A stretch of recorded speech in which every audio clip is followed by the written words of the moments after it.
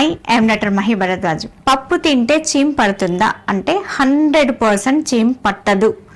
దీనికి ఇప్పుడు ఎక్కడైతే శరీరం లోపల మీకు గాయాలైనప్పుడు లేదా సర్జరీస్ అయినప్పుడు అక్కడ శరీరము ఆటో ఇమ్యూన్ పద్ధతి ద్వారా అక్కడ గాయాన్ని మాన్పడం అనేది జరుగుతుంది. ఈ ఆటో ఇమ్యూన్లో లింపాటిక్ సిస్టమ్ ద్వారా ఆ వుండ్ హీల్ అవ్వడం అనేది ప్రొసీజర్ అనేది జరుగుతుంది.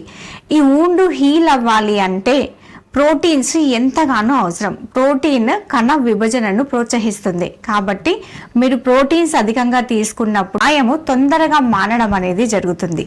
కాబట్టి పప్పు తినడం వల్ల చీమ 100% పట్టదు. మరి ఎప్పుడు పడుతుంది అంటే మీరు అయిన గాయాన్ని అశ్రద్ధ చేయడం వల్ల, లేదా శరీరంలో ఇన్ఫెక్షన్స్ భారీగా ఉండడం వల్ల, లేదా మీ ఇమ్యూనిటీ లోపం వల్ల, మీ పోషకాల లోపం వల్ల మాత్రమే చీమ పడుతుంది. చాలా సందర్భాలలో హాస్పిటల్లో డెలివరీ అయిన వాళ్ళకి విదిన్ ద 3 days పప్పుతో సహా రైస్ను పెట్టడం అనేది జరుగుతుంది. మొలకలను వాళ్ళు 100% ప్రమోట్ చేస్తూ ఉంటారు. కాబట్టి ఈ అపోహను మానండి. పప్పును 100% తీసుకోండి. చీమ ఎట్టి పరిస్థితుల్లో 100% పట్టదు.